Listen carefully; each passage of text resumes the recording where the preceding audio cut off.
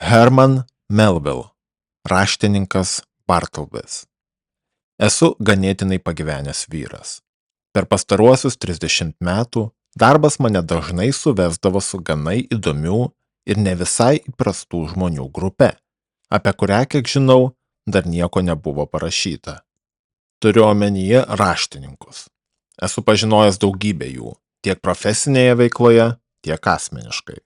Jei panorėčiau, galėčiau papasakoti ne vieną istoriją, kurios klausydamėsi geranoriški ponai nusišypsotų, o jautresni net ašarą nubrauktų. Tačiau visų kitų raštininkų gyvenimus palieku nuošaly ir susitelkiu tik į keletą epizodų iš Bartlebio gyvenimo. Keisčiausio raštininko, kokį tik esu matęs ar apie kurį esu girdėjęs. Apie kitus raštininkus galėčiau parašyti pilnaverčius gyvenimo aprašymus, o štai apie Bartlebį nieko panašaus. Manau, kad apie šį žmogų tiesiog nėra išlikę pakankamai medžiagos, kad būtų galima sukurti išsamų ir tenkinantį pasakojimą. Tai netitaisoma literatūros netektis.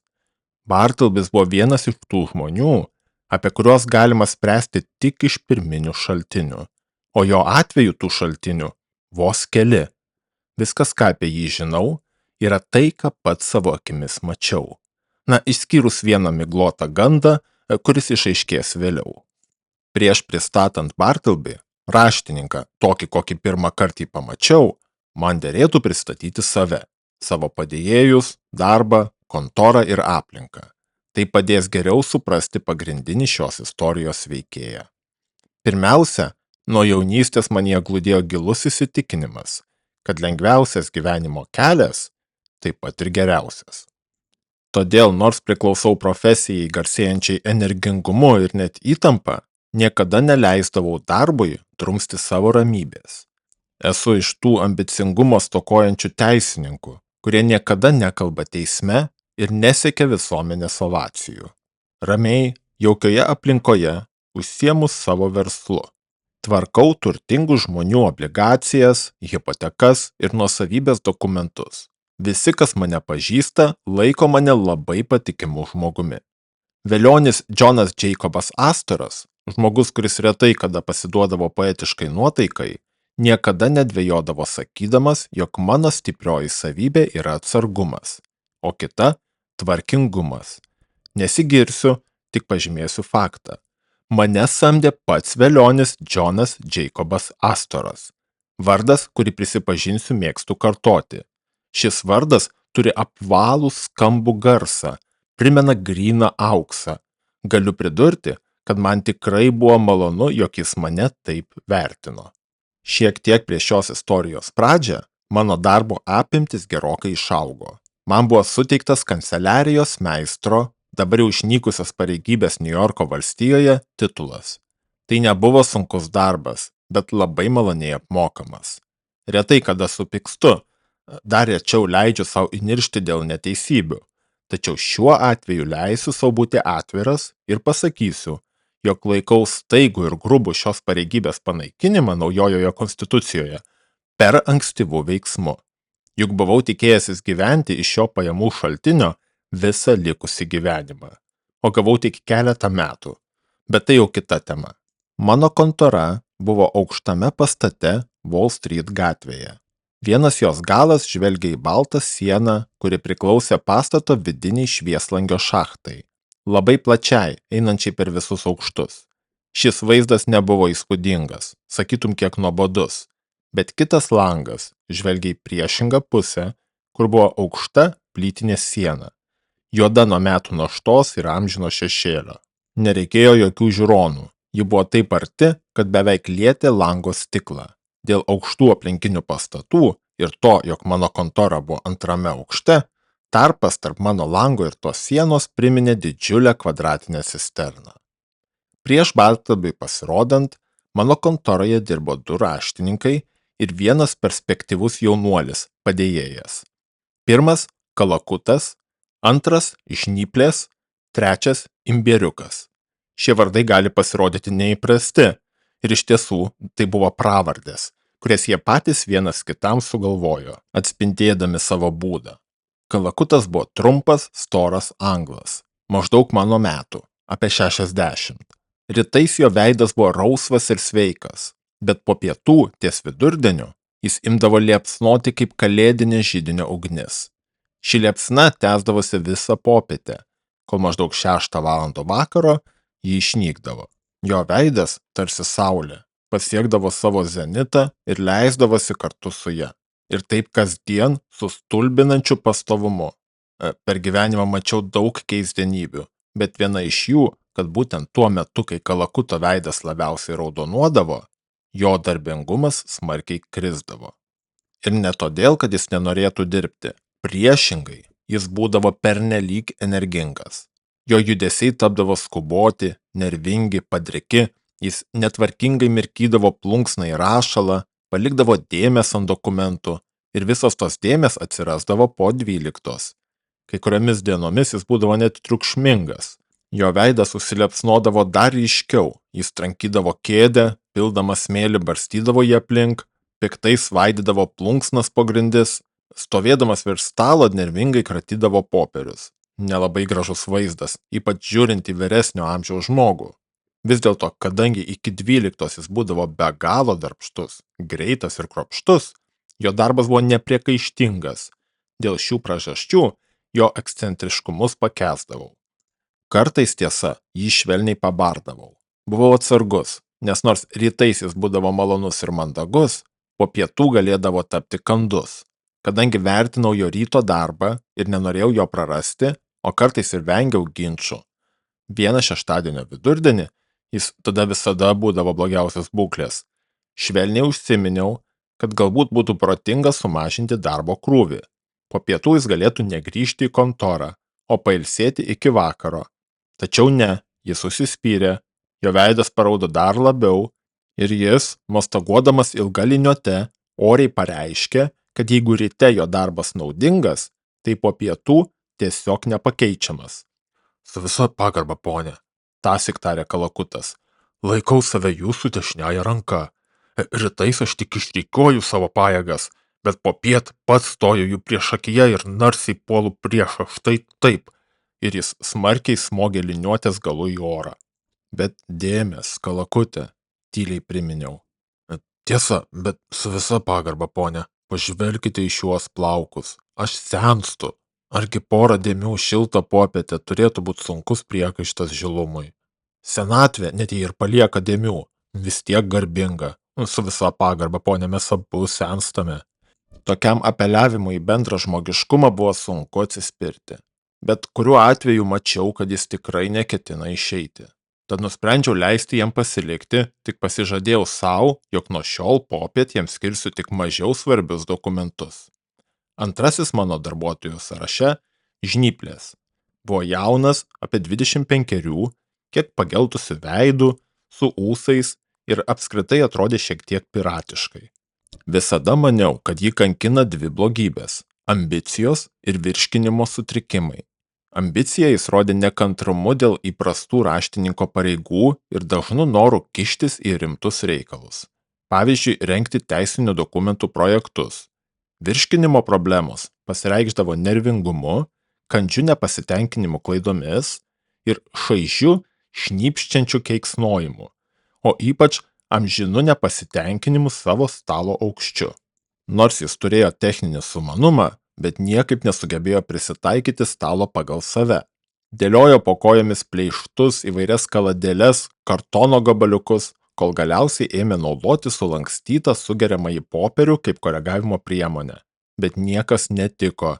Jeigu jis pakeldavo stalą taip, kad tas beveik lietė smakrą, rašydavo tarsi ant statiško olandiško namo stogo. Na tada skųsdavosi, kad kraujas nebeprateka į rankas. Jei nuleisdavo stalą iki diržo lygio ir palinkdavo, skųsdavosi nugaros skausmais. Tiesą sakant, Žnyplės pats nežinojo, ko nori. O jei ir žinojo, tai kad nenori būti raštininku. Jo liguistos ambicijos pasireikšdavo tuo, kad jis mėgo bendrauti su tam tikrais keistai apsirengusiais tipais, vadinamais klientais. Žinojau, kad jis ne tik kartais įsiveldavo į vietinę politiką, bet ir retsykiais vykdavo į teismus ir buvo matomas prie Tombs, na tai garsus kalėjimas.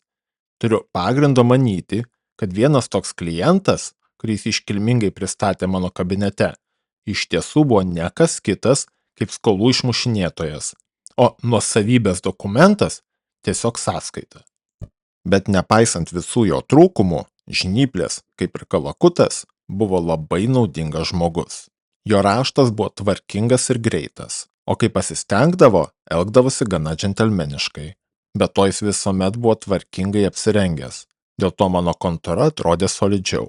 Tuo tarpu Kalakuto išvaizda man kėlė daugiau rūpesčių. Jo drabužiai dažnai buvo rebaluoti, kvepėjo valgyklomis. Vasarą jis dėvėdavo plačias maišines kelnes.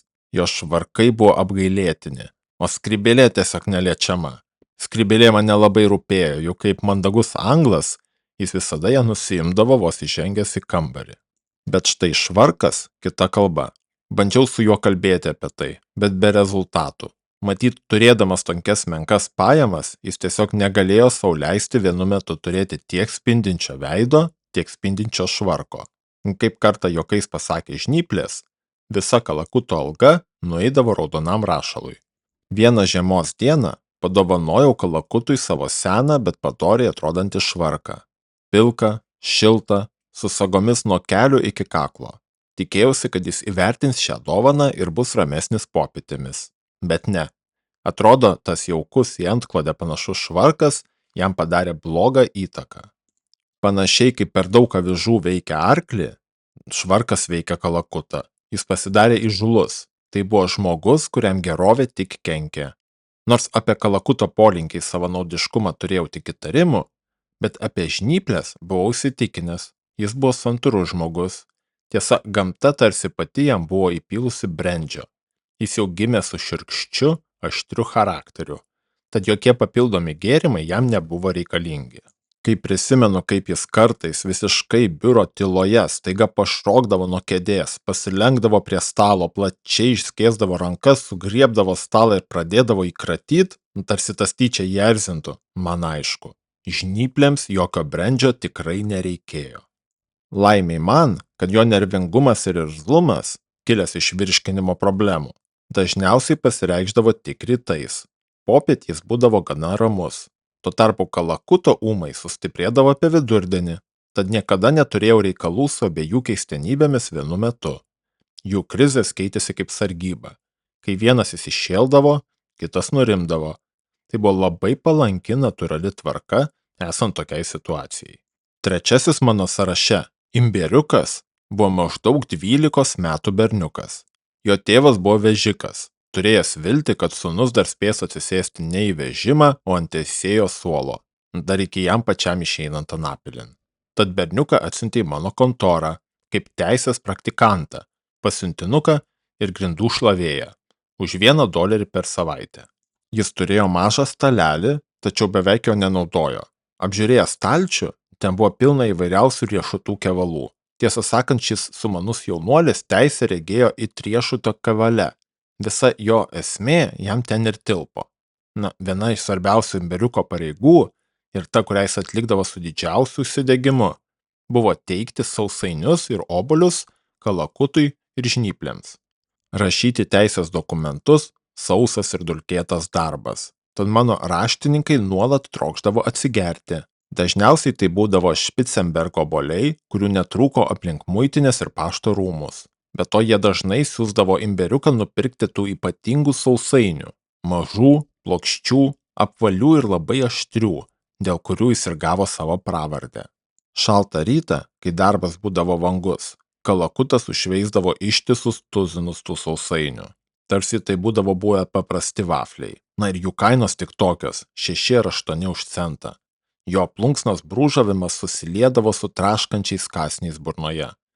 Kartą, per vieną iš savo popietinių nesusipratimų, Kalakutas net sudrėkino sausainių lūpomis ir užspaudė jo hipotekos dokumentą, vietoje antspaudo.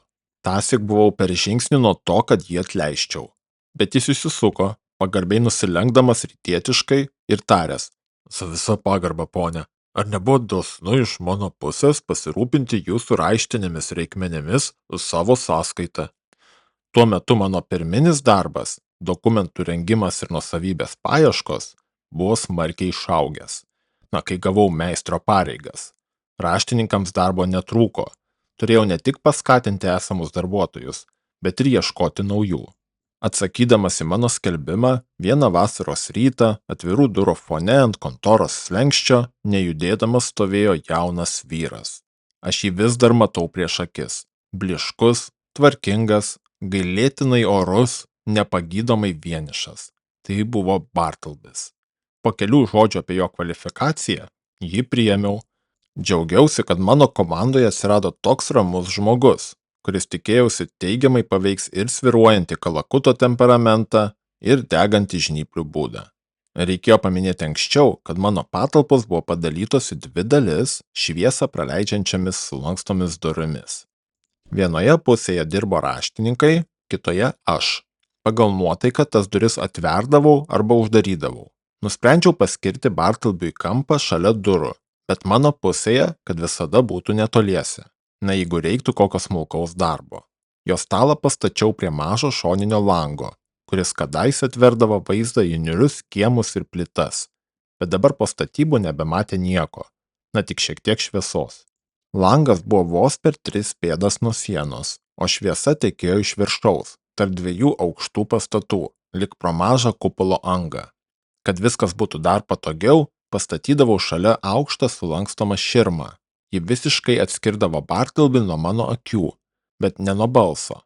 Taip tarsi derinau privatumą ir bendrybę. Iš pradžių Bartlebis rašė neįtikėtinai daug.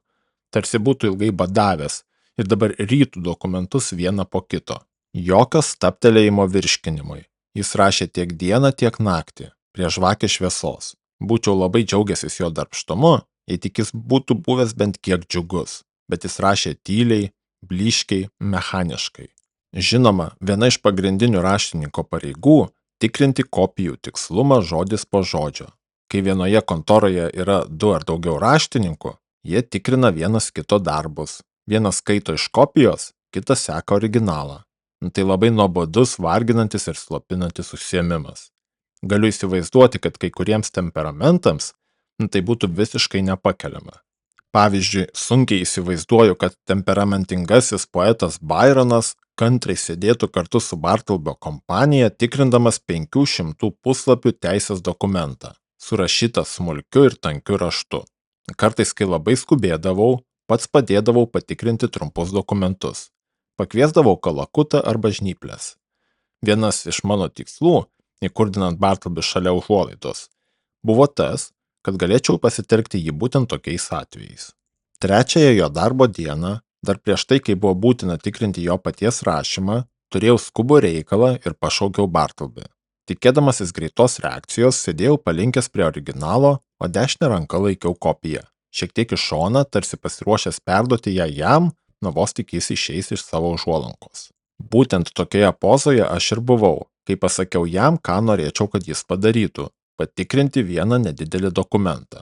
Įsivaizduokite mano nuostabą, netgi suglumimą, kai Bartlebis, nepajudėjęs iš savo vietos, labai švelniu, bet tvirtu balsu atsakė. Aš verčiau susilaikyčiau. Kurį laiką sėdėjau visiškoje tyloje, bandydamas susivokti, kas ką tik įvyko.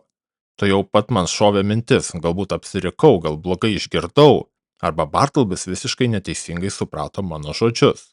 Pakartojau savo prašymą kuo aiškiausiu balsu, bet ir atsakymas atėjo toks pats aiškus. Aš verčiau susilaikyčiau. Verčiau susilaikytum, pakartojau staiga pakilęs ir energingai perėjęs kambarį. Ką tai reiškia? Ar tave mėnulis paveikia? Aš prašau, kad padėtų man palyginti šį dokumentą. Imk, ištiesiau jį į priekį. Aš verčiau susilaikyčiau, ramiai pakartojo jis. Įdėmiai į jį pažvelgiau. Jo veidas liesas, ramus, pilkos akys tyliai abejingos.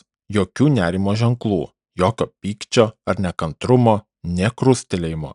Jei būtų pasirodęs nors mažiausias žmogiškas jausmas, erzinimasis, grubumas ar įžūlumas, veikiausiai būčiau jį iškart išvėjęs iš kontoros.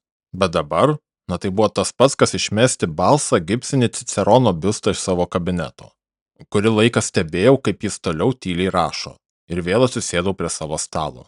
Keista istorija, pamaniau, ką dabar daryti, bet reikalai spaudė, Tad nusprendžiau šį incidentą kuriam laikui pamiršti ir grįžti prie jo vėliau. Taigi, pašaukiau žnyples iš kito kambario ir dokumentas buvo greitai patikrintas. Praėjus kelioms dienoms, Bartlebys pabaigė 4 ilgus dokumentus, 4 identiškus egzempliorius liudijimų, paimtų mano vadovaujamoje aukštojoje kanceliarijos teismo sesijoje. Juos reikėjo patikrinti. Tai buvo labai svarbi byla, kurioje reikėjo nepriekaištingo tikslumo.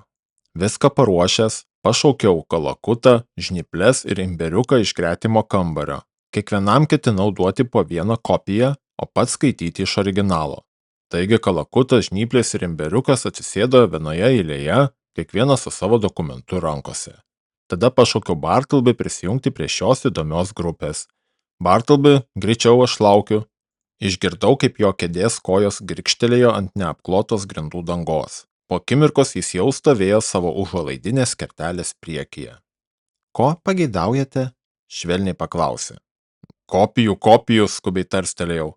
Tikrinsime jas, štai, ir pakišau jam 4 kopiją. Aš verčiau susilaikyčiau, atsakė jis ir švelniai vėl dingo už širmos. Kelias akimirkas stovėjau kaip druskos stulpas, priešai sėdinčių raštininkų eilę. Atsitokėjęs priėjau prie širmos ir paklausiau, kodėl jis taip neįprastai elgėsi. Kodėl atsisukai? Aš verčiau susilaikyčiau. Jei bet kuris kitas žmogus būtų mane taip supykdęs, išmėščiau jį be jokių ceremonijų. Bet su Bartlebiu buvo kažkas tokio, kas ne tik nuginkluodavo, bet netgi sujaudindavo ir trikdydavo. Tad pradėjau su juo kalbėtis ramiai, protingai. Bartleby, tai tavo paties rašyti dokumentai. Patikrinimas tau netgi sutaupo darbo. Vienas skaitimas tiks visoms 4 kopijoms. Tai įprasta praktika. Kiekvienas raštininkas privalo prisidėti prie savo rašto patikrinimo. Ar ne taip? Na atsakyk, kalbėk. Verčiau susilaikyčiau, atsiliepė jis fleitos švelnumo balsu.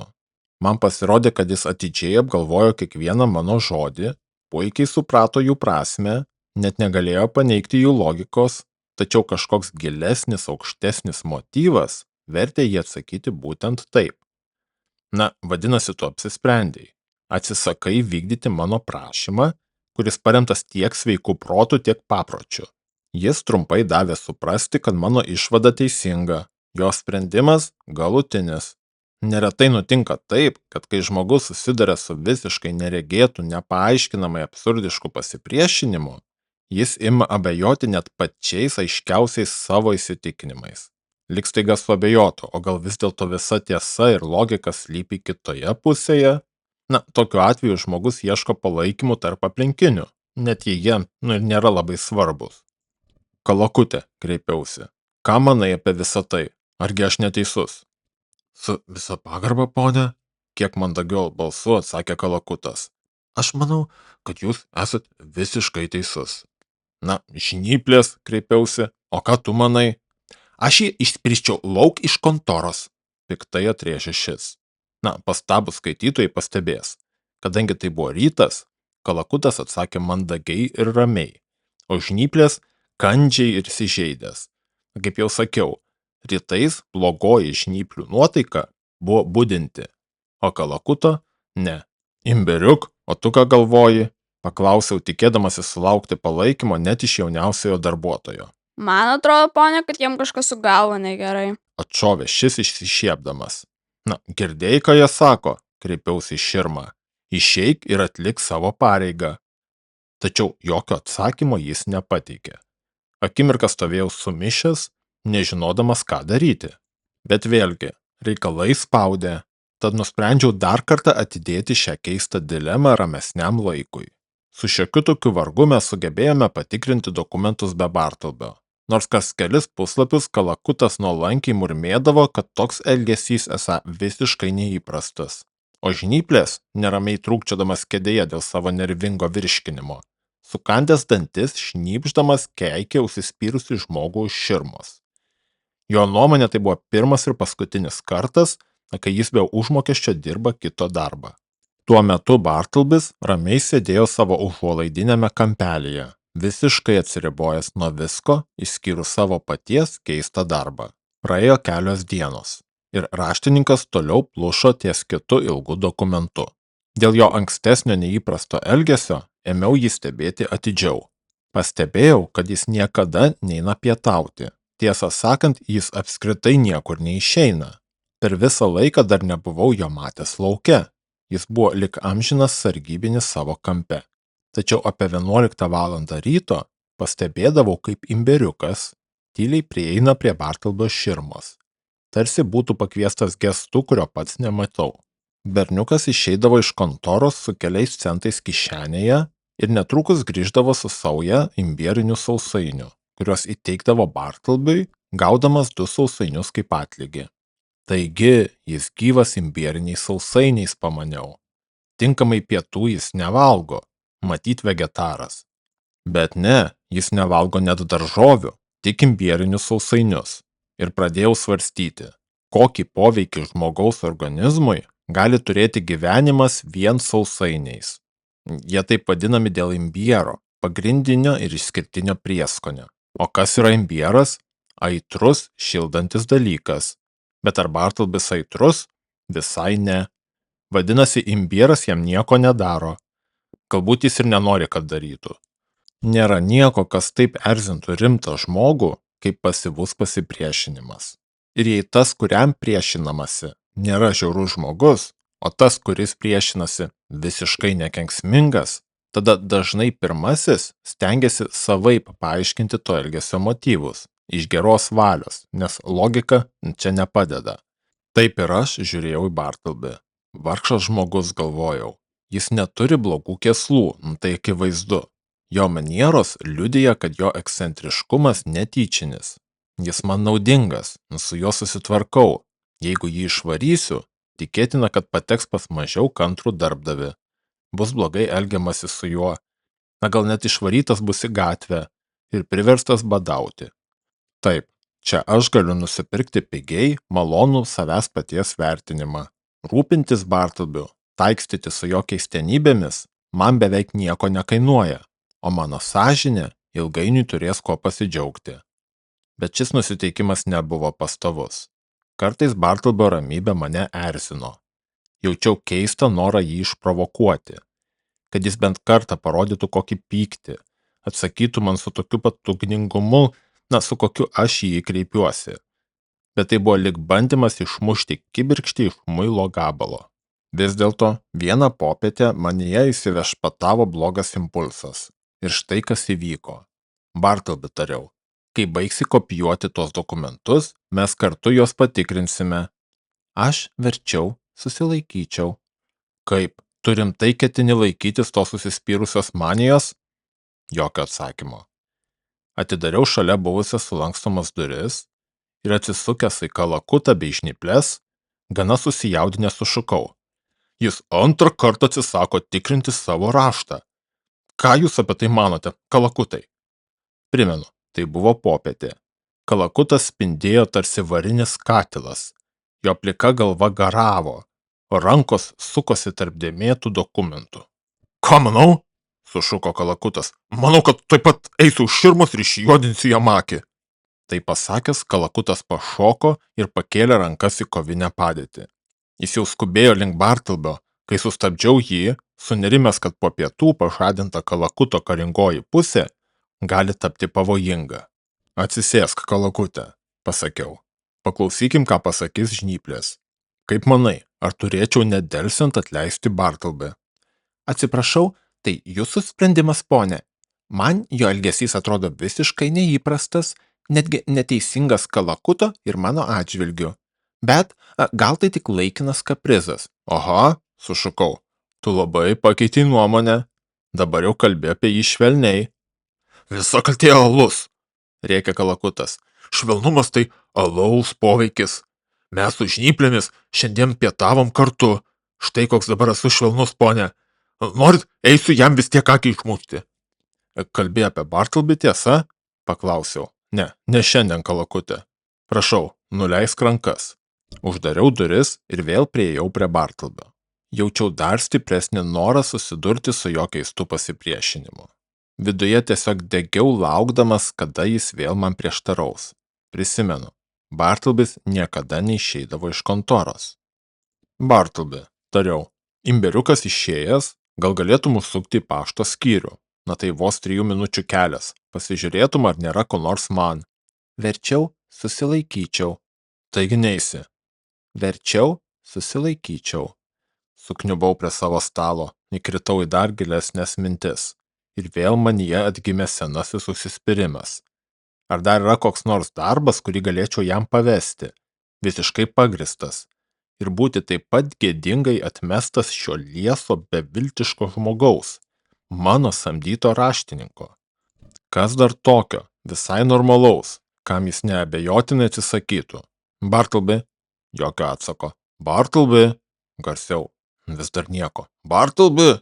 Sušukau. Tarsi vaiduoklis, kaip kokius magijos kvietimo dėsnius, trečias iki pašauktas, jis pasirodė savo celės tarpduryje. Eik į kitą kambarį ir pakviesk žnyplės pas mane. Verčiau susilaikyčiau. Pagarbiai, lėtai tarė jis ir tyliai pradingo už širmos.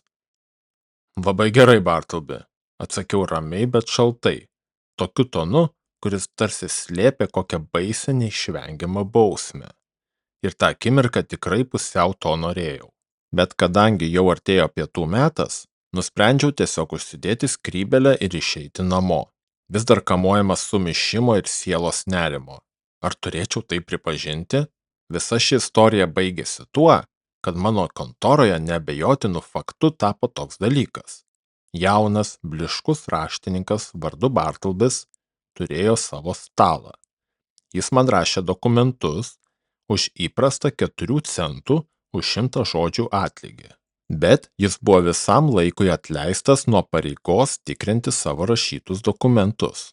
Šis darbas buvo perduotas Kalakutui ir žnyplėms, tarsi pripažįstant jų ypatingą įžvalgą. Taip pat buvo suprasta, kad Bartlebis niekada nebus siunčiamas jokiam net menkiausiam reikalui atlikti. Ir kad net jei mandagiai jo to paprašytum, jis verčiau susilaikytų, kitaip tariant, tiesiog atsisakytų.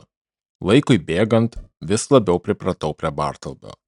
Jo pastovumas, visiškas polinkių į pramogas nebuvimas, nuolatinis darbštumas, išskyrus tas valandas, kai jis stovėdavo už širmos, tarsi įsikniaubėsi savo mintis. Jo visiška ramybė, nesikeičiantis elgesys bet kokiomis aplinkybėmis. Visa tai darė jį vertingų darbuotojų. Vienas didžiausių jo pliusų – jis visada būdavo vietoje. Pirmas ryte, visą dieną, paskutinis vakare, turėjau keistą pasitikėjimą jo sąžiningumu. Vertingiausius dokumentus galėjau ramiai palikti jam. Niekada nebijojau dėl jų. Kartais, tiesa net ir aš, kad ir kaip stengiausi, negalėdavau nuslopinti savo užplūstančio susierzinimo. Nes buvo labai sunku nuolat atsiminti visas tas keistas Bartlebio privilegijas, išimtis ir nerašytas taisykles, pagal kurias jis dirbo mano kontoroje. Kartais, suskubęs, netyčia pašaukdavau jį trumpu tonu. Tarkim, paprašyti padėti pirštą prie raudonos juostelės, kuria rišau dokumentus. Ir iš už širmos, žinoma, visada pasigirsdavo tas pats. Verčiau susilaikyčiau. Ir tada, kaip įmanoma žmogui, turinčiam bent kruopelę žmogiškų silpnybių, nesusierzinti dėl tokio užsispyrimo. Tačiau su kiekvienu nauju tokiu atsisakymu, tik mažėjo tikimybė, kad aš kada nors vėl jam ką nors panašaus pasiūlyčiau. Reikia paminėti, kad kaip ir dauguma teisininkų dirbančių tankiai apgyvendintose pastatuose, mano kontoros durys turėjo kelis raktus. Vieną turėjo palėpėje gyvenanti moteris. Ji kartą per savaitę šveitė grindis, o kasdien šluodavo ir valydavo dulkes. Antrą laikė Kalakutas, patogumo dėliai. Trečią kartais nešiodavausi pats, o ketvirto nežinojau, kam jis priklausė. Vieną sekmadienio rytą nuėjau į Trinity bažnyčią pasiklausyti garsaus pamokslininko. Atvykęs kiek per anksti, sugalvojau, kad pasivaikščiosiu iki savo kontoros. Laimiai turėjau raktą, bet bandydamas atrakinti duris, pajutau pasipriešinimą. Kažkas durų viduje trukdė. Nustebintas sušukau ir mano siaubui iš vidaus pasigirdo rakinimo garsas. O duris pravėrė būtent pats Bartlebis. Su marškiniais ir keistai netvarkinga išvaizda. Ramiai pasakė, kad labai atsiprašo, bet šiuo metu labai užsiėmęs ir verčiau neįleistų manęs. Tarp kitko dar pridūrė, kad gal geriau apeičiau kvartalą 2 ar 3 kartus ir tada, galbūt, jis jau bus baigęs savo reikalus. Na, pamatyti Bartleby įsikūrusi mano teisės kontoroje sekmadienio rytą, su savo tarsi iš numirusių prisikėlusią ore ramybę, bet kartu tvirtumu ir pasitikėjimu savimi, tai turėjo tokį keistą poveikį, kad be jokių ginčų atsitraukiau nuo savo paties durų ir padariau, kaip buvau paprašytas. Tačiau nebe vidinių nuoskaudų. Tas tylus įžūlumas, ta rami valia mane ne tik nuginklavo, bet galima sakyti net sutriuškino. Juk kai žmogus leidžia, kad samdytas raštininkas diktuotų jam sąlygas ir išvarytų iš jo paties patalpų, ar tai nesavotiškas asmenybės praradimas? Be to, man ramybės nedavė mintis, ką Bartlebys galėjo veikti mano kontoroje su marškiniais ir apleista išvaizda sekmadienio rytą. Ar jis ten darė ką nors nederamo? Ne, to negalėjau patikėti nė akimirkai. Bartlebys tikrai neatrodė kaip amoralus žmogus. Bet ką jis ten veikė? Rašė? Na, vėlgi, kiek keistas bebūtų, Bartlebys visuomet buvo padorus. Jis būtų paskutinis žmogus, kuris sėstų prie stalo pusnuogis. Be to, tai buvo sekmadienis ir kažkas jame tiesiog neleido manyti, kad jis galėtų pažeisti dienos rimtį žemiškų darbų. Nepaisant visko, manęs neapleido nerimas ir, vedamas neramaus smalsumo, galiausiai sugrįžau prie durų. Įkišęs raktą šį kartą be kliučių atrakinau ir įžengiau vidun. Bartlebio nė kvapo. Apsižvalgiau. Žvilgtelėjau už širmos, bet akivaizdu, kad jo nebuvo. Įdėmiau apžiūrėjęs aplinką supratau. Bartlebys jau kurį laiką valgė, rengėsi ir miegojo mano kontoroje. Ir be jokios lėkštės, veidrodžio ar lovos. Ant susidėvėjusios sofos kampo silpnas įdubimas, primenantis liesą gulinčią figūrą. Po jo stalu susukta antklodė. Po tuščia židinio anga batų tepalas ir šepetys. Ant kėdės skardinis dubenėlis, muilas ir nudriskęs rankšluostis. Laikraštyje keli imbierinių sausainių trupiniai ir sūrio gabalėlis. Taip, akivaizdu. Bartlebys čia gyveno, vienišame viengungio būvyje. Ir tuomet staiga mane užliejo mintis, kiek skausmingos vienatvės čia slypi. Jos skurdas didelis, bet vienišumas siaubingas. Pagalvokite, sekmadieniais Wall Street tuščias kaip Petra, o kiekvieną naktį tarsi išmiręs.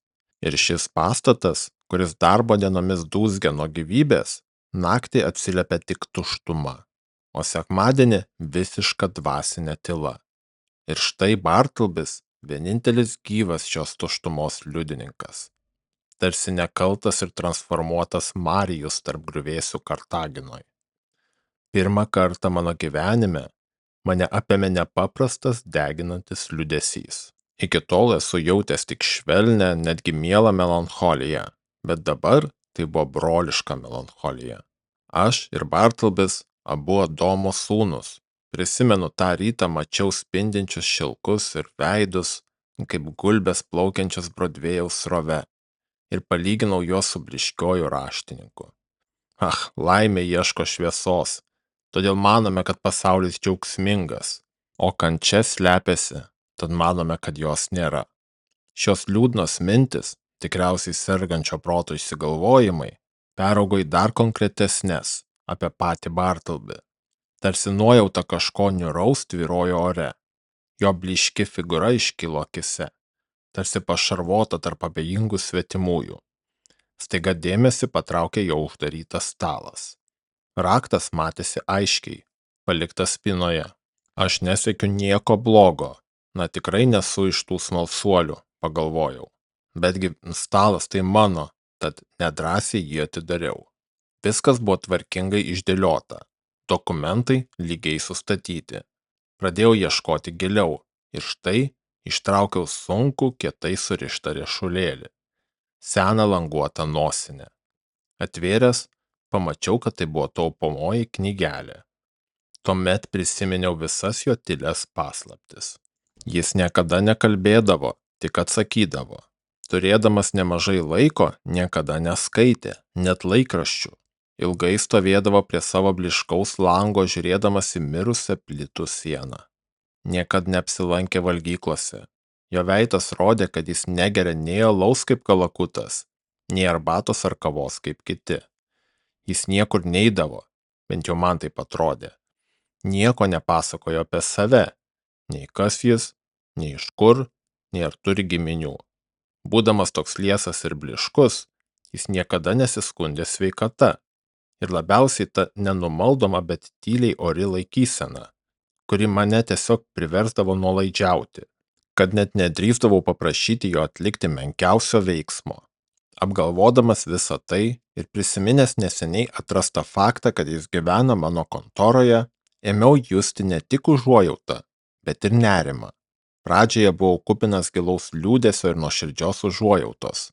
Tačiau kuo labiau man prieš akis kilo Bartlbio vienišumas, tuo labiau tas liūdesys virto baime, o užuojauta atstumimu. Tai baisu, bet tiesa, kad iki tam tikros ribos kito žmogaus kančia pažadina mūsų geriausius jausmus, bet kai ta riba peržengiama, viskas keičiasi.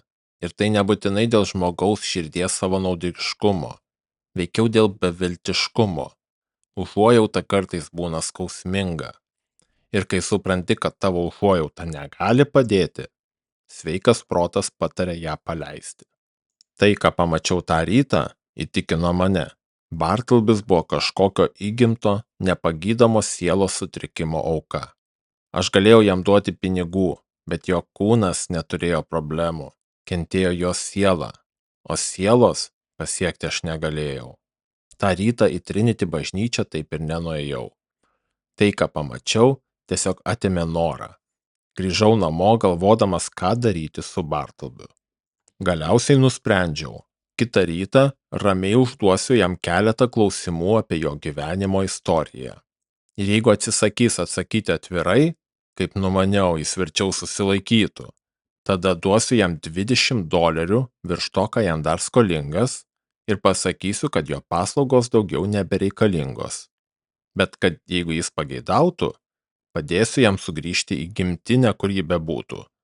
Be to, jei grįžęs į tėviškę kada nors prireiktų jam pagalbos, laiškas tikrai iš jo sulauks atsakymo. Atėjo kitas rytas. Bartlby, švelniai pašaukiau stovėdamas prie jo širmos. Jokio atsako. Bartlby, dar tyliau ištariau. Ateik čia. Aš neprašysiu tavęs daryti nieko, ką verčiau susilaikytum. Noriu tik pasikalbėti. Tada jis tyliai pasirodė iš už širmos. Pasakyk, Bartlby, kur tu gimei? Verčiau susilaikyčiau. Gal gali pasakyti bent ką nors apie save? Verčiau susilaikyčiau. Bet kokį pagristą prieštaravimą turi, kad negali su manimi pasikalbėti. Juk aš nusiteikęs draugiškai. Jis nepažvelgė į mane. Jo žvilgsnis buvo nukreiptas į mano Cicerono biustą, stovintį už manęs, 6 coliais aukščiau galvos. Koks tavo atsakymas, Bartlby? Paklausiau po ilgesnės pauzės. Jo veidas išliko visiškai ramus, tik vos virptelėjo blyškios lūpos. Šiuo metu verčiau susilaikyčiau nuo atsakymo. Tarė jis ir vėl pasitraukė į savo užuolanką. Prisipažinsiu, tai buvo silpnumas iš mano pusės, bet jo manieros tąkart mane tikrai suerzino. Jo laikysenoje slypėjo kažkoks ramus paniekinimas, o jo užsispyrimas atrodė kaip nedėkingumas, ypač turint omenyje visą mano kantrybę ir geranoriškumą. Vėl atsisėdau, mąstydamas, ką daryti. Nors buvau pasiryžęs jį atleisti, kažkoks nepaaiškinamas vidinis balsas tarsi draudė tai daryti. Tarsi širdyje kažkas kuždėjo, kad būčiau niekšas, jei pasakyčiau jam bent vieną šaltą žodį. Galiausiai, pasistumęs kėdę prie jo širmos, atsisėdau ir ramiai tariau. Na, Bartlby, pamirškime tavo praeitį, bet leisk man tavęs paprašyti. Elgtis bent kiek pagal šios kontoros taisykles. Na pažadėk, kad rytoj ir poryt padėsi tikrinti dokumentus. Pažadėk, kad už kelių dienų būsi bent šiek tiek racionalesnis. Na pasakyk, Bartlbai. Šiuo metu verčiau nebūsiu šiek tiek racionalesnis. Ramiai, lyg numirėlio balsu atsakė jis. Tuo metu prasivėrė sulankstomos duris ir įėjo žnyplės. Atrodo, kad jis prastai miegojo, matyt dėl stipresnių nei įprasta virškinimo problemų. Jis nugirdo paskutinius Bartlbio žodžius. Verčiau ne? Sušnipštė žnyplės. Aš tau parodysiu verčiau.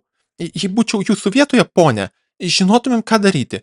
Tas užsispyręs mulas, tai ką jis dabar atsisako daryti? Bartlbis nė nekrustelėjo.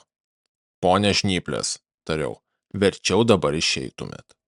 Pastaruoju metu pats save pagaudavau dažnai, net nejučiomis, sakant žodį verčiau, visai netinkamose situacijose. Ir mane išgąsdino mintis, kad Bartlbio buvimas galėjo mane paveikti psichologiškai. O kas jei tai tik pradžia? Na, kai paniurė žnyplės išėjo, prie manęs švelniai priėjo Kalakutas. Su visa pagarba, ponė, tarė jis. Vakar galvojau apie Bartlbį ir manau, kad jeigu jis tik norėtų kasdien išgerti kvartą gero alaus, tai jam labai padėtų ir jis vėl galėtų padėti su dokumentais. Tai tu šitą žodį irgi perėmei? Kiek sujaudintas paklausiau. Su viso pagarba, ponė. Kurį žodį, ponė? Pasidomėjo Kalakutas, bandydamas įsisprausti už širmos. Taip netyčia mane pastumdamas į Bartlbį. Verčiau likčiau čia vienas, tarė Bartlbis, šiek tiek įžeistas, kad jo ramybė buvo sutrikdyta. Štai tas žodis, Kalakute, tariau. Tas žodis. O, verčiau? Taip keistas žodis. Aš jo pats nenaudoju, bet kaip sakiau, jeigu jis tik norėtų. Kalakute, pertraukiau. Verčiau pasitrauk. Žinoma, ponė, jei verčiau norėtumėte, kad išeičiau, atsakė. Atidaręs duris išeiti, žnyplės pamatė mane ir paklausė, ar norėčiau, kad tam tikras dokumentas būtų perrašytas ant mėlyno ar balto popieriaus. Jis niekiek neišskyrė žodžio verčiau. Jis tiesiog išsprūdo natūraliai. Turiu atsikratyti šito žmogaus, pagalvojau, kuris jau pradėjo paveikti ne tik mano, bet ir mano darbuotojų kalbą. Bet vis dėlto nusprendžiau dar nesakyti jam apie atleidimą. Kitą dieną pastebėjau, kad Bartlbis nieko nedarė. Tik stovėjo prie lango, paniręs į savo negyvos sienos apmąstymus. Paklausiau, kodėl jis nerašo. Jis atsakė, kad nusprendė daugiau niekada nerašyti. Kaip tai, ką tai reiškia, sušukau. Visai daugiau nerašysi? Ne. Ir kodėl? Ar patys nematot priežasties? Abejingai atsakė. Įdėmiai jį pažvelgiau. Jo akis atrodė drumstos ir stiklinės. Taip pat pamaniau, gal jo neįtikėtinas rašymas prie prastai apšviesto lango per pirmas savaitės pakenkė jo regėjimui. Sujautrintas pasakiau jam ką nors guodžiančio, užsiminiau, kad galbūt dabar iš tiesų verta pailsėti nuo darbo. Ir paraginau pasinaudoti progą pasivaikščioti griname ore, bet jis to nepadarė. Po kelių dienų, kai kiti raštininkai buvo išėję, o man reikėjo skubiai išsiųsti kelis laiškus, pagalvojau, kadangi jis neturi ką veikti, gal pagaliau išimties tvarka sutiks nunešti juos į paštą. Bet jis visiškai ramiai atsisakė. Tad, kad ir kaip man tai nepatogu, pats turėjau eiti. Bėgo dienos. Ar jo akys pagerėjo, nežinau.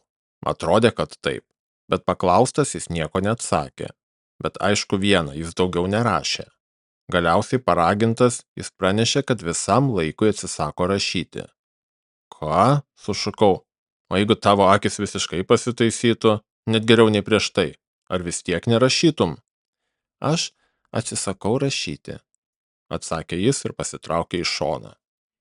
Jis liko kontoroje, kaip buvęs. Tik dar labiau, jei įmanoma, tapo neatsiejama jos dalimi. Bet kam, jis nieko nedarė? Kam tada būti ten? Paprasta tiesa, jis man tapo našta. Ir ne tik beverte, bet sunkiai pakeliama. Vis dėlto man jo buvo gaila. Tiesą sakant, net švelniai sakau, jo buvimas kėlė man nerimą. Jeigu jis būtų įvardėjęs bent vieną giminaitį ar draugą, būčiau jiems parašęs, kad šį vargšą paimtų, bet jis atrodė visiškai vienas. visiškai vienišas visatoje, lyg laivo nuolauža Atlanto vandenyno viduryje. Galiausiai mano darbo reikalai užgožė visas kitas aplinkybės. Kiek tik galėdamas padariau, pranešiau Bartleby'ui, kad po 6 dienų jis privalo palikti kontorą. Įspėjau, kad per tą laiką pasirūpintų kita vieta gyventi. Pasiūliau padėti, jeigu tik jis pats imtųsi veiksmų. Ir kai galutinai mane paliksi, Bartleby, pridūriau, pasirūpinsiu, kad neišeitum tuščiomis. 6 dienos nuo šios valandos, prisimink. Kai tas laikas atėjo, žvilgtelėjau širmos. Bartlebys vis dar ten. Užsisegiau švarką, susikaupiau, lėtai priėjau, paliečiau jam per petį ir pasakiau, laikas atėjo, turi išeiti. Gaila, bet privalai. Štai pinigai, bet tu turi eiti. Verčiau susilaikyčiau, atsakė jis, vis dar atsukęs man nugarą. Turi, jis tylėjo. Aš vis dar turėjau beribinį pasitikėjimą jo sąžiningumu. Jis nekartą buvo man grąžinęs grindų iškritusius pinigus. Aš dažnai įsiblaškęs prarasdavau monetas. Tad tai, kas įvyko tuomet, neturėtų atrodyti labai neįprasta. Bartleby, tariau, esu tau skolingas $12. Štai 32. Tie papildomi 20 tavo. Paimsi ir ištiesiau jam pinigus. Bet jis nekrustelėjo. Gerai, tada paliksiu juos čia, pasakiau, padėdamas juos po popieriaus svareliu ant stalo. Tada pasėmiau skrybelę, lazdą ir eidamas durų link ramiai pridūriau. Kai įsineši daiktus iš kontoros, užrakink duris, nes dabar čia likai vienas. Ir jei gali, palik raktą po kilimėliu, kad ryte įraščiau. Daugiau tavęs nebepamatysiu, tad sudie. Jei kada nors savo naujoje gyvenamoje vietoje galėsiu ko nors padėti, nedvejok parašyti. Sudie, Bartleby. Linkiu tau gerovės. Tačiau jis neištarė nė žodžio. Lyg paskutinis griuvėsiuose likęs stulpas, stovėjo nejudėdamas jau ištuštėjusio kambario viduryje. Grįždamas namo, susimąstęs pajutau, kaip mano tuštybė ima viršų prieš gailestį. Negalėjau nesižavėti savo meistrišku planu atsikratyti Bartlebio. Meistrišku taip jis turėtų atrodyti kiekvienam nešališkam protui. Mano veiksmo grožis jo visiškame ramume. Nebuvo nei šiurkštaus įsakymo, nei pykčio protrukių, nei grasinimo ar triukšmingo vaikščiojimo pirmyn atgal. Viskas subtilu, išlaikyta, oru. Aš net nepasakiau jam išeiti. Aš tiesiog priėmiau kaip faktą, kad jis turi išeiti. Ir viskas stačiau ant to. Kuo daugiau apie tai galvojau, tuo labiau žavėjausi savo metodu. Tačiau kitą rytą vos prabudęs, jau nebejaučiau to paties pasitenkinimo. Viena iš išmintingiausių valandų žmogaus gyvenimą – tai rytas prabudus. Mano sprendimas atrodė vis dar protingas, bet tik teoriškai. Kaip jis pasiteisins praktiškai, štai kur klausimas. Buvo graži mintis manyti, kad Bartlebys išeis. Tačiau tai buvo tik mano prielaida, ne jo. Didžiausias klausimas buvo ne tai, ką aš maniau, o ko jis norėjo. O Bartleby'ui labiau rūpėjo ne prielaidos, o pageidavimai. Pavalgęs išėjau į miestą, galvoje diskutuodamas su savimi. Vieną akimirką man atrodė, kad viskas bus nesėkminga ir Bartlebys ten bus kaip buvęs. O kitą galvojau, kad jo kėdė jau tuščia.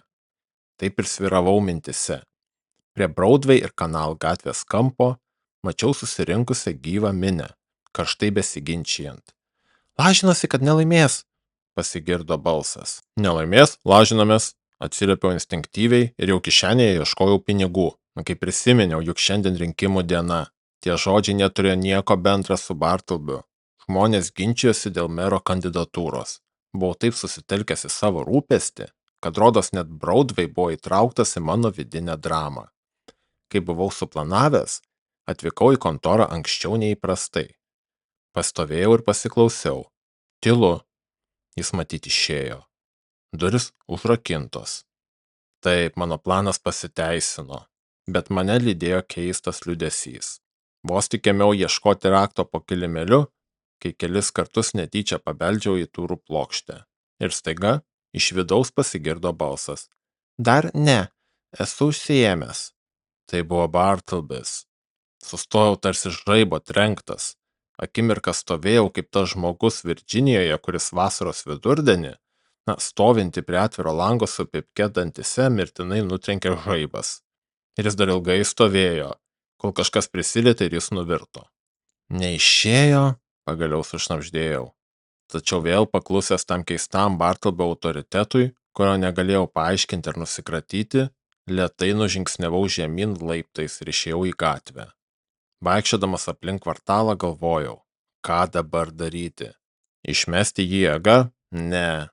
Policiją kviesti? Nemalonu. Bet leisti jam triumfuoti šiuo niūriu užsispyrimu? Irgi nepakeliama.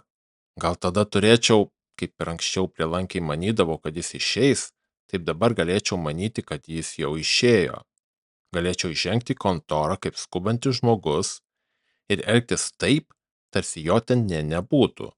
Eiti kiaurai per jį kaip pro orą. Tai gal būtų efektyvu. Bet greitai pagalvojau, vargu. Geriau dar kartą pasikalbėsiu. Bartleby, įžengiau rimtu, šiek tiek susierzinusiu balsu. Esu rimtai nusivylęs. Man skaudu, Bartleby. Aš tave laikiau džentelmenu, kuriam užuomina yra pakankamas ženklas. Bet matyt klydau. Kodėl tu net nepajudėjai paimti tų pinigų? Parodžiau juos lygiai ten pat, kur palikau vakar. Jis tylėjo. Na, tai išeisi ar neišeisi? Staiga pritrukau priartėjęs prie jo. Verčiau neišeičiau, atsakė jis, švelniai, bet aiškiai pabrėždama žodį ne. Kokią teisę tu turi čia likti? Ar tu moki nuomą, moki man mokesčius, gal čia tavo turtas? Jis tylėjo. Ar esi pasiruošęs dirbti dabar? Ar tavo akys jau sveikos? Galėtum perrašyti trumpą dokumentą? Ar padėti patikrinti kelias eilutes, ar užsukti į paštą? Žodžiu, ar padarytum bent ką nors, kas suteiktų šiek tiek pagrindo tavo atsisakymui išeiti? Jis tyliai pasitraukė į savo širmą. Mano susierzinimas buvo toks stiprus, kad supratau, geriau kol kas sustoti. Mes buvome dviese. Prisimenu tragišką istoriją apie nelaimingą Adamsą ir dar nelaimingesnį Coltą, kaip tas supykęs netyčia padarė neatitaisomą klaidą. Dažnai man atrodydavo, jeigu tas konfliktas būtų įvykęs ne vienumoje, o gatvėje ar svečiuose, gal viskas būtų pasibaigę kitaip.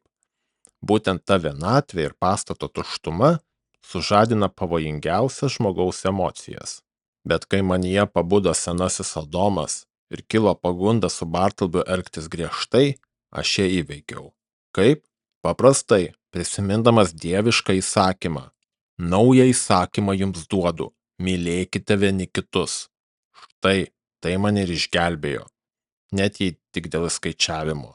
Gailestingumas visada yra protinga ir naudinga laikysena.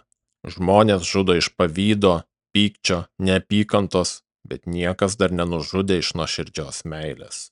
Stengiausi kuo greičiau užsiimti darbu ir kartu nuraminti sielą. Įsivaizdavau, kad kažkuriuo momentu Bartlebis išlys iš savo širmos ir savo norų eis link durų. Bet ne. Atėjo 2:30. Kalakuto veidas paraudo, jis apsivertė rašalinę ir ėmė triukšmauti. Žnyplės kaip įprasta nurimo. Imberiukas kramsnojo obuolį, o Bartlebis stovėjo prie lango, įnikęs į vieną giliausių savo negyvos sienos tranzų. Ar patikėsite? Ar turėčiau tai pripažinti? Ta popietę išėjau iš kontoros, nepasakęs jam nė žodžio. Praėjo dar kelios dienos. Laisvais momentais ėmiau vartyti Edwardsą apie valią ir Priestley apie būtinumą. Esant tokioms aplinkybėms, šios knygos teikia tam tikrą paguodą. Pamažu ėmiau įsitikinti, kad visa ši raštininko istorija buvo iš anksto nulemta. Bartlebis man buvo priskirtas dėl kažkokio paslaptingo dieviško sumanimo, kurio paprastam mirtingajam tiesiog neduota suprasti. Taip, Bartleby, lik ten, už širmos, galvojau, aš tavęs daugiau nebevarginsiu. Tu tylus ir nekenksmingas, kaip bet kuri iš senų kėdžių. Iš tiesų, aš niekada nesijaučiau toks privatumo burbule, kaip žinodamas, kad tu čia. Galiausiai supratau, štai kokia mano gyvenimo paskirtis. Duoti tau vietos kontoroje tiek, kiek panorėsi likti. Ir aš su tuo susitaikau. Tikiu, kad šis išmintingas ramus nusiteikimas būtų išlikęs, jei ne kolegos teisininkų užsukančių į mano kontorą neprašytos ir negailestingos pastabos. Taip dažnai nutinka. Nuolatinė proto trintis galiausiai sudėvi net pačius geriausius žmogaus ketinimus. Vis dėlto, kai susimaščiau, supratau, nieko keisto, kad atėję žmonės nustemba dėl keistos Bartlbio išvaizdos ir elgesio. Kartais koks nors advokatas užsukęs su reikalais ir neradęs manęs, bandydavo ką nors išgauti iš Bartlbio, kur aš esu. Bet šis stovėdavo lyg statula kambario viduryje ir į jokias kalbas nesileisdavo. Tai po kurio laiko svečias išeidavo nieko nesužinojęs. Kartais, kai vykdavo teisinis posėdis, o kambarys būdavo pilnas teisininkų ir liudytojų, koks užsiėmęs advokatas, pamatęs, kad Bartlbis nieko neveikia, paprašydavo jo nunešti dokumentus į jo kontorą. Tada Bartlbis ramiai atsisakydavo ir likdavo stovėti kaip stovėjęs. Advokatas tik išplėsdavo akis ir atsisukdavo į mane. O ką aš galėjau pasakyti? Galiausiai išgirdau, kad tarp kolegų jau sklando tylus susižavėjimo ir nuostabos šnabždesys apie keistą padarą, laikomą mano kontoroje.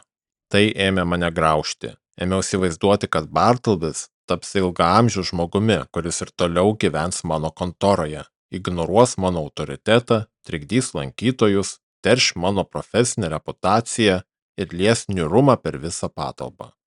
Kad jis gyvens iš savo kuklių santaupų, juk be abejonės jam pakako vos pusės cento per dieną. Galiausiai net mane pragyvens. Ir pareikš teisę į kontorą kaip jos amžinas gyventojas. Šios tamsios mintis mane vis labiau slėgė. O kolegų nuolatinės pastabos apie mano vaiduoklį kontoroje tik gilino tą įtampą. Ir štai galiausiai apsisprendžiau visais būdais atsikratyti šios nepakeliamos naštos. Dar nepradėjęs kokio nors painaus plano, pirmiausia paprastai pasiūliau Bartlbiui išvykti visam laikui. Ramiai ir rimtai pasiūliau jam apie tai pagalvoti. Po 3 dienų jis pranešė, kad laikosi savo pirminio sprendimo. Trumpai tariant, jis vis dar pageidauja likti. Ką man dabar daryti? Klausiau savęs, sakstydamas švarką iki paskutinės sagos. Ką daryti, ką turėčiau daryti? Ką sako sąžinė, ką daryti su šiuo žmogumi? Ar veikiau šmėklą? Atsikratyti tai turiu. Jis privalo išeiti. Bet kaip, nejaugi išspirsiu. Šitą blyškų bejėgį žmogų. Negi tai pažeminti save tokia žiauribe. Ne, aš to nedarysiu. Verčiau tegul jis čia gyvena ir miršta, o šio palaikus įmūrysiu į sieną. Bet ką daryti, dovanos jis nepriima. Pinigus palieka ten, kur padedi. Akivaizdu, jis nusprendęs prie manęs prilipti. Na, tuomet reikia kažko griežto, neįprasto, bet ko, negi kviesi policiją ir pasiūsi jo nekaltą bliškumą į kalėjimą. Ir už ką? Jis valkata, bet juk jis niekur nevaikšto. Jo buvimas vietoje, tai kas jį neleidžia laikyti valkata. Neturi pajamų? Vėlgi ne, juk jis gyvena. Tai įrodo, kad save išlaiko. Ne, tai neįtikina. Vadinasi, jeigu jis nenori manęs palikti, aš jį paliksiu. Persikelsiu į kitą vietą, pakeisiu kontorą ir aiškiai jam pasakysiu, jeigu rasiu jį naujose patalpose, imsiuosi teisinių veiksmų kaip su paprastu pažeidėju. Ir taip kitą dieną įgyvendinama šį planą kreipiausi į jį. Šios patalpos man per toli nuo rotušės, oras čia nesveikas. Trumpai tariant, kitą savaitę persikelsiu kitur ir tavo paslaugų nebereikės. Sakau tai dabar, kad spėtum susirasti kitą vietą. Jis nieko neatsakė ir daugiau nebuvo pasakyta nė žodžio. Atėjus nurodytai dienai, pasamdžiau vežikus ir kelis žmonės. Atvykau į savo kontorą ir kadangi turėjau nedaug baldų, viską iškraustėme per kelias valandas. Visą laiką Bartlbis stovėjo už širmos, kurią liepiau išnešti paskutinę. Kai ji buvo sulankstyta tarsi didžiulis foliantas, jis liko vienintelė nejudanti figūra visiškai tuščiame kambaryje. Akimirką stovėjau prie slenksčio ir jį stebėjau, jausdamas, kaip kažkas viduje man prikaištauja. Grįžau į vidų, ranka kišenėje, o širdis gerklėje. Sudie, Bartlbi, aš išeinu. Sudie ir tegul Dievas kažkokiu būdu tave palaimina. Ir štai, imk. Įspraudžiau jam kažką į ranką, bet pinigai iškrito ant grindų. Ir tada keista, aš išplėšiau save nuo žmogaus, kurio taip ilgai troškau atsikratyti. Įsikūręs naujoje vietoje, porą dienų laikiau duris užrakintas ir krūptelėdavau nuo kiekvieno žingsnio koridoriuje. Grįždamas iš kokių reikalų, prieš atrakindamas duris sustodavau ir klausydavausi. Bet tie nuogastavimai buvo be pagrindo. Bartlbis manęs niekada nebeieškojo. Pagalvojau, kad viskas klostosi gerai. Tačiau vieną dieną mane aplankė susinervinęs nepažįstamas vyras ir paklausė, ar aš esu tas, kuris neseniai gyveno patalpoje Wall Street gatvėje. Nujautęs blogą atsakiau, kad taip. Tuomet, ponė, tarė jis, paaiškinęs, kad irgi yra advokatas. Jūs atsakingas už žmogų, kurį ten palikote. Jis atsisako dirbti, atsisako bet ką daryti, sako, kad verčiau nedarytų ir atsisako palikti patalpas. Labai gaila, ponė, atsakiau apsimestinai ramiai, nors viduje virpėjau. Bet tas žmogus man nieko nebepriklauso. Jis nei mano giminaitis, nei mokinys, kad turėčiau už jį atsakyti. Tai Dievo vardu, kas jis toks? Deja, negaliu pasakyti. Nieko apie jį nežinau. Kadaise jis dirbo man kaip raštininkas, bet jau senokai manęs nebeatstovauja. Na, tada aš su juo susitvarkysiu. Sudie, ponė. Praėjo dar kelios dienos ir aš daugiau nieko neišgirdau. Nors ir jaučiau savotišką pareigą aplankyti Bartlbį, mane kažkas sustabdydavo. Kažkokia nepaaiškinama gėda ar baimė. Viskas su juo jau turbūt baigta. Pagaliau pamaniau, kai dar vieną savaitę praėjo be jokių naujienų. Tačiau kitą dieną, sugrįžęs į savo kontorą, radau prie durų būrelį žmonių. Jie buvo akivaizdžiai susijaudinę. Štai jis ateina, sušuko vienas jų, tas pats advokatas, kuris mane buvo aplankęs anksčiau. Jūs privarote jį nedelsiant išsivežti, ponę, rėžė solidus vyras, kurį pažinau kaip pastato savininką. Šie ponai, mano nuomininkai, daugiau nebeištvers. Ponas B, rodydamas advokatą, išvijo jį iš savo kambario, bet jis vis tiek klaidžioja po pastatą. Dienomis sėdi ant laiptinės turėklų, o naktimis miega prie įėjimo. Visi yra susirūpinę, klientai nustojo lankytis, kai kas net bijo riaušių. Jūs privalote kažką padaryti ir kuo greičiau. Apstulbintas tokio spaudimo atsitraukiau atgal. Ir jau norėjau užsirakinti savo naujojoje kontoroje. Veltui kartojau, kad Bartlbis ne mano reikalas. Ne labiau nei kieno nors kito. Bet viskas bergždžia. Aš buvau paskutinis, kuris su juo turėjo ryšį. Ir visi laikė mane atsakingu. Bijodamas, kad situacija gali atsidurti laikraščiuose, kaip vienas miglotai užsiminė, apgalvojau padėtį ir pasiūliau. Jei advokatas suteiks man privačią galimybę pasikalbėti su Bartlbiu savo patalpose, aš tą pačią popietę padarysiu viską, kad šio trikdžio nebeliktų. Užlipęs į senąją vietą, radau Bartlbį. Jis tyliai sėdėjo ant turėklų laiptinėje. Ką tu čia veiki, Bartlbį? Paklausiau. Sėdžiu ant turėklų, ramiai atsakė jis. Mosteriau jam užeiti advokato kambarį, kuris mums paliko dviese būti. Bartlbį, tariau, ar supranti, kad tavo atkuklus buvimas šiose patalpose, na po atleidimo, sukelia man didelį vargą? Jokio atsakymo. Vienas iš dviejų turi įvykti. Arba tu kažką darysi, arba kažkas bus padaryta tau. Ką norėtum veikti? Gal norėtum vėl rašyti? Ne, verčiau nieko nekeisti. Gal nori darbo audinių parduotuvėje kaip klerkas? Ten per daug uždarumo. Nenorėčiau būti klerku, bet nesu išrankus. Per daug uždarumo, sušukau, bet tu nuolat pats uždaras. Verčiau nebūčiau klerku, atsakė jis, tarsi norėdamas užbaigti tą temą. Gal norėtum būti barmenu? Ten regėjimo neapkrausi. Visai nenorėčiau, nors, kaip sakiau, nesu išrankus. Jo neįprastas žodžių gausumas suteikė man vilčių. Tęsiau. Na, kaip būtų keliauti pro šalį, rinkti skolas prekybininkams. Na, tai pagerintų tavo sveikatą. Ne, verčiau veikčiau ką nors kitą. O jeigu taptum palydovu jaunuoliui kelionėje po Europą, su juo kalbėtumeis ir linksmintum, kaip tai skamba? Visai netraukia. Tai per daug neapibrėžta. Man patinka būti stacionariam, bet nesu išrankus. Stacionarus tu būsi, šūktelėjau pradęs kantrybę, jei neišeisi iš šių patalpų iki vakaro. Aš pats išeisiu, absurdiškai užbaigiau, nežinodamas, kuo dar galėčiau jį išgąsdinti. Jau buvau benueinas, nusivylęs viskuom, kai prisiminiau vieną paskutinę mintį, kuri jau seniai mane lydėjo. Bartleby, pasakiau kuo švelniausiu balsu. Gal eikime dabar pas mane, ne į kontorą, o į namus. Ir ten apsistosi, kol rasime tau tinkamą išeitį. Eime iškart. Ne, šiuo metu verčiau visai nieko nekeisti. Nepasakiau nė žodžio. Tik staigiai, nepastebėtas, pabėgau. Pasileidau Wall Street gatve link Broadway'aus, iššokau į pirmą pasitaikusį omnibusą ir išnykau. Kai pagaliau nusiraminau, supratau, padariau viską, ką tik galėjau. Ir dėl savininko ir nuomininkų, ir dėl savo sąžinės bei pareigos padėti Bartleby'ui ir apsaugoti jį nuo žiauraus elgesio. Porą dienų praleidau savo vežime, beveik gyvendamas jame. Važinėjau po miesto pakraščius, kirtau upę į Džersį, aplankiau Hobokeną, užsukau į Manhattanville ir Astoriją, norėjau būti nematomas. Kai vėl grįžau į kontorą, ant stalo radau raštelį nuo savininko. Jį atplėšiau drebėdamas. Jis pranešė, kad iškvietė policiją ir Bartleby išgabeno į Toms kalėjimą kaip valkatą.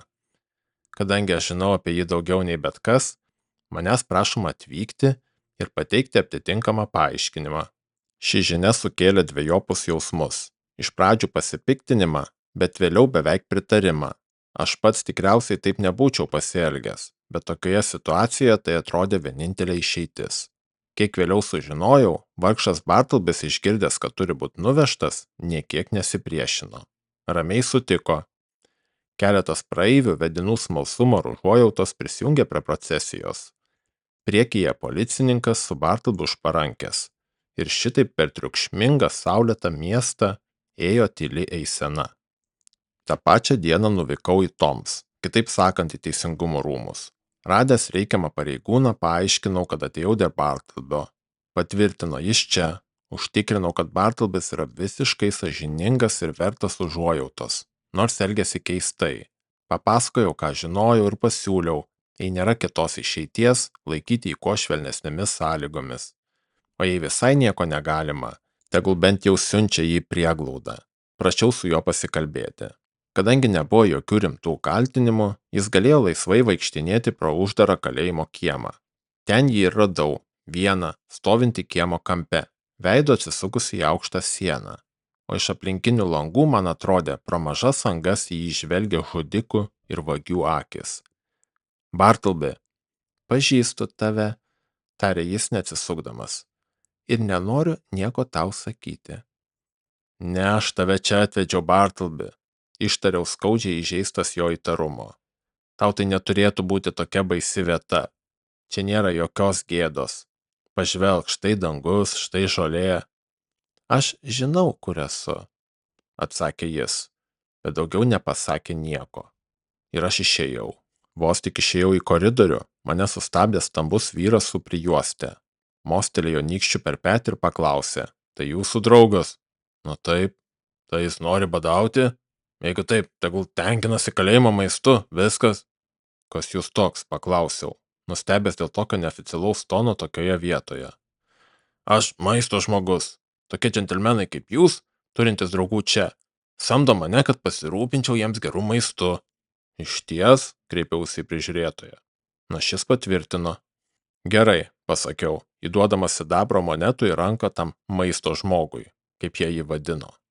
Noriu, kad ypač atidžiai pasirūpintum mano draugu. Parūpink jam geriausius pietus, kokius tik gali, ir būk kuo mandagesnis. Gal galite mane pristatyti? Paprašė jis, pažvelgdamas su išraiška, lyg nekantriai laukdamas progos pademonstruoti savo manieras. Man pasirodė, kad tai gali būti naudinga Bartleby'ui. Tad sutikau, paklausiau, kaip jį vadina. Bartleby, štai ponas Kepsnys. Jis tau gali būti naudingas. Jūsų tarnas, ponė, jūsų tarnas, žemai nusilenkė jis, rankšluosčiu paslėpęs prijuostę. Tikiuosi, kad jums čia patiks, erdvūs kiemai, vėsios patalpos. Gal mes, ponas ir ponė Kepsniai, turėsime garbės pasikviesti jūs pietų į privatų mūsų valgomąjį. Verčiau šiandien nepietausiu, atsakė Bartlbis nusisukdamas. Nesu pratęs prie pietų.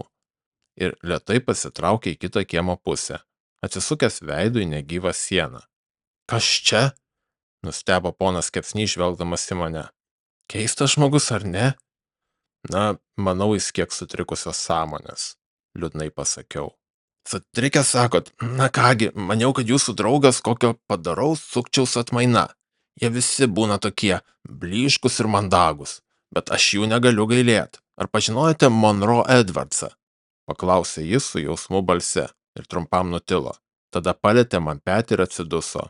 Jis mirė nuo džiovos Sing Singe. Taigi, jūs nepažinojate Monroe? Ne, socialiai nebuvau pažįstamas su sukčiais, bet ilgiau čia neužsibūsiu. Pasirūpinkite mano draugu, jums atsilyginsiu, aš dar sugrįšiu. Po kelių dienų vėl gavau leidimą patekti į Toms. Vaikščiau koridoriais ieškodamas Bartlbio, bet jo niekur neradau. Mačiau jį išeinant iš kameros visai neseniai, pasakė vienas prižiūrėtojas. Gal nuėjo pasivaikščioti po kiemą? Nuėjau ten. Ieškote tylaus vyriškio? Paklausė kitas sargybinis. Štai jis, guli kieme. Nedaugiau kaip prieš 20 minučių atsigulė. Kieme buvo visiška tyla. Paprastiems kaliniams jis buvo neprieinamas. Aplink stovinčios storos sienos slopino bet kokį garsą. Tamsi, beveik egiptietiška architektūra slėgė mane, bet po kojomis augo švelni žolė, tarsi iš kokio stebuklo paukščio pamestų sėklų būtų išdygęs gyvenimas pačiame akmenų glėbyje. Ir štai susigūžęs prie sienos, keliai pritraukti, galva prie šalto akmens, gulėjo išsekęs Bartlbis. Bet jis nejudėjo. Sustojau, priėjau arčiau, pasilenkiau. Jo akys buvo pravertos, bet atrodė, kad miega giliai. Pajutęs kažkokį vidinį impulsą, paliečiau jo ranką. Ir man per kūną perbėgo šaltas šiurpas. Nuo rankos iki pat kojų.